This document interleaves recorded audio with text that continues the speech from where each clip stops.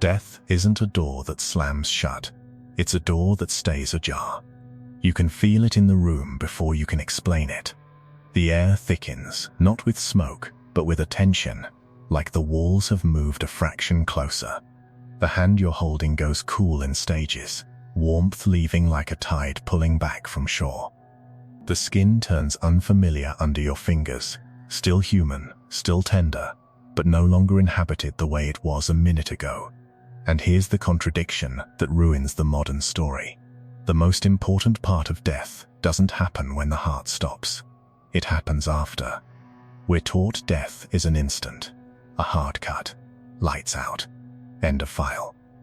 But the Tibetans treated it like a process, like weather, like a crossing. They had instructions spoken into the ear of the dead because, in their view, the dead aren't gone yet. Not at first. Not in the way you've been trained to believe. There's a window, days long, where awareness is said to loosen from the body but remain responsive, impressionable, still able to recognize, still able to be guided. That window isn't a comforting idea, it's a dangerous one, because if something continues, then something can be influenced. And if something can be influenced, then death is not just an ending, it's a threshold, a corridor, a place where the mind becomes so exposed it can't hide behind the usual noise. So ask yourself this, quietly, honestly. If your consciousness doesn't disappear at the moment of death, where does it go? And what, if anything, could be waiting for you in that open door? There are certain kinds of knowledge that don't survive daylight, not because they're false, but because they change the way you behave. The Tibetan map of death is one of those. In Tibetan Buddhism, there's a word that means in between. Bardo. Most people hear it and imagine a mystical realm, floating lights, chanting monks, incense curling into the ceiling. But that's not what makes it unsettling. What makes it unsettling is how practical it is. The Tibetan Book of the Dead isn't really a book about death. Not in the way you think. It's a manual for a transition, meant to be read aloud to a person who has already died. Not as poetry, as navigation.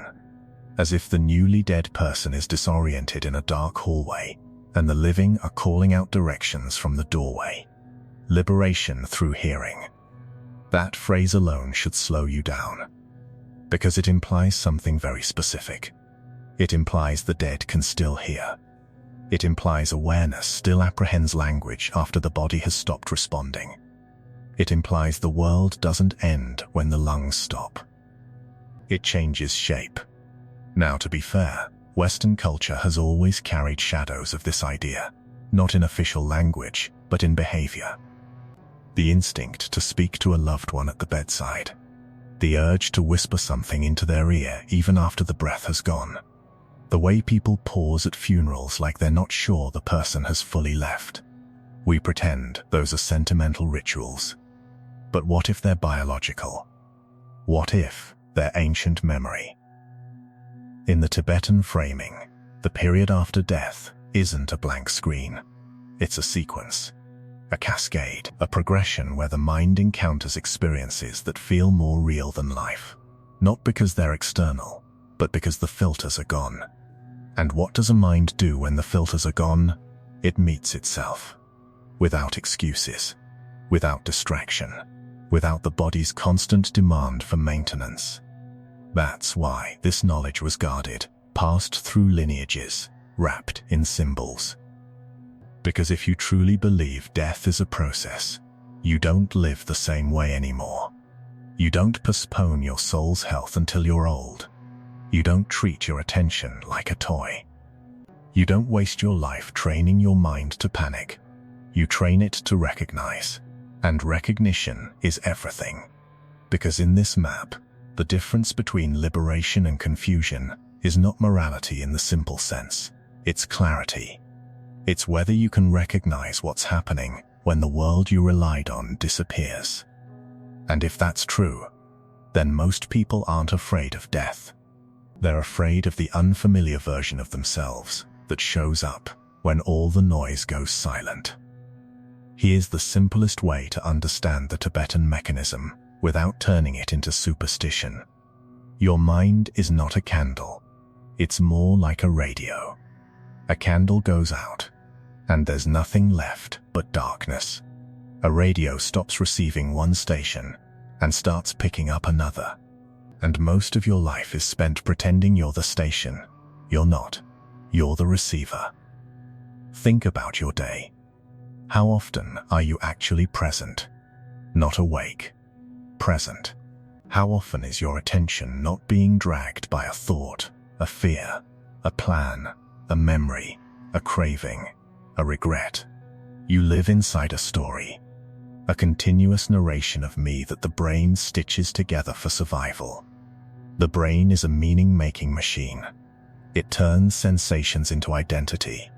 It turns memory into a self. And it does it so smoothly, you mistake it for truth. Now imagine what happens when the body begins to shut down. The senses dim. The usual anchors lose their grip. The mind can't rely on the same signals. So what does it do? It compensates. It generates. It amplifies. Not because it's hallucinating in a dismissive way, but because the mind is a projector when it loses its screen. This is why the Bardo is described as vivid, intense, unavoidable, because you're no longer buffered by routine. No errands, no phone, no hunger that can be solved with food, no small talk, no calendar reminders, just awareness, and what it has practiced. And this is the part that feels like an accusation, because the Bardo doesn't introduce something new. It reveals what was always there. The Tibetans described peaceful and wrathful appearances, radiant presences and terrifying forms. But even in their own language, the deeper teaching is ruthless. These forms are you, not as personality, as energy, as habit, as attachment, as fear wearing a face. Now layer in something modern, something you can verify in your own body right now. When you meditate, even briefly, you can feel the self loosen. Not the self as a name or a biography, but the self as a constant commentary. The mind quiets. The background noise drops. You become aware of awareness. And as that happens, time changes. 5 minutes feels wide. A thought rises and dissolves before it hardens into a decision. That's not mystical. That's neurological. There's a network in the brain often linked with self-referential thought, mind wandering, rumination, the constant me story. When that network quiets, people report spaciousness, timelessness, boundary softness. You can taste it in a single breath when you're truly still. Now imagine that quieting isn't voluntary anymore. Imagine the body's shutdown forces the self-story to collapse. What remains? Not nothing. Not instantly. Something else. A raw field where patterns play louder than ever. And if the 40-day window exists in multiple traditions, not only Tibet, it starts to look less like superstition and more like a human pattern. An interval where the mind's momentum unwinds. A deceleration zone. A spillover. Like when you turn off a fan and the blades keep spinning. The electricity is gone. The motion remains. So the question becomes sharper. If death is the power switch, then what keeps spinning after the lights go out? And if it keeps spinning, what determines the shape it makes in the dark? Evan didn't believe in any of this. He was 34, an ER nurse in Phoenix, the kind of person who trusts numbers because numbers don't flatter you. 12-hour shifts, fluorescent lights, the smell of sanitizer and burnt coffee. He'd seen bodies arrive broken in ways that made philosophy feel like a luxury. When his mother died, it wasn't dramatic. It was slow, hospice, quiet breathing, that strange calm that visits a room when everyone knows the outcome but keeps acting like the outcome is negotiable. He sat beside her bed the last night, listening to the soft machinery of dying. The wheeze, the pauses, the small sounds you never notice until they become sacred. He told her stories, even though she wasn't responding, because silence felt cruel. When the final exhale came, it didn't feel like a moment. It felt like a shift in gravity. And then the room changed. Not in a horror movie way, in a physics way. The air felt heavier. The corners felt sharper. The temperature dipped and rose like the house couldn't decide what reality it was in now. For days after the funeral, Evan functioned on muscle memory. Shower. Work. Grocery store. Back to the quiet house. Grief was a dull pressure in his chest, like a hand that wouldn't let go. And then, the dreams started. On the 9th night, he woke up sweating, sheets twisted around his legs, heart punching hard like it was trying to escape his ribs. In the dream, his mother was standing in the hallway light. Not glowing, not angelic, just exact. The same crease beside her mouth, the same tired kindness in her eyes. She didn't speak out loud, but he heard her anyway, not as sound, as something placed inside him. Don't follow the fear, follow the clear. He sat up in bed, the words vibrating in his sternum like a low bell. The next morning, he tried to explain it away. Stress, memory, wish fulfillment, the brain grieving. But the dreams returned, and the rhythm was what unnerved him. They came in waves, not every night, every 7 days, like a tide. Each time, the message was the same shape, less like a conversation and more like instruction. Each time, his body reacted the same way. Metallic taste in his mouth, ringing in his ears, gooseflesh crawling up his arms. After the 3rd dream, he did something he never did. He tested it, not with equipment, with attention. Here's what he did, and you can do it right now. Sit still. Put one palm flat on your chest, right over the sternum. Feel the rise and fall, not with thought, but with contact. Inhale through your nose for 4 counts. Exhale for 6. Let the exhale be longer, like you're draining a glass slowly. As you breathe, listen for the faintest sound in your environment. Not the loudest, the faintest, the farthest. A hum, a distant car, the small hiss of your own room. Notice what happens. Your mind tries to narrate. It wants to name the sound, explain it, decide if it matters. Let it. Then return to the sound. Evan found something unexpected in that listening. Relief. Not because his mother was there, but because his mind stopped fighting the in-between. The grief didn't disappear, but it changed texture. It went from crushing to spacious, from choking to aching. And in that space, he realized something that scared him more than the dreams. His mother wasn't the only thing speaking. Fear was speaking too. Fear had a voice. Loud, persuasive, repetitive.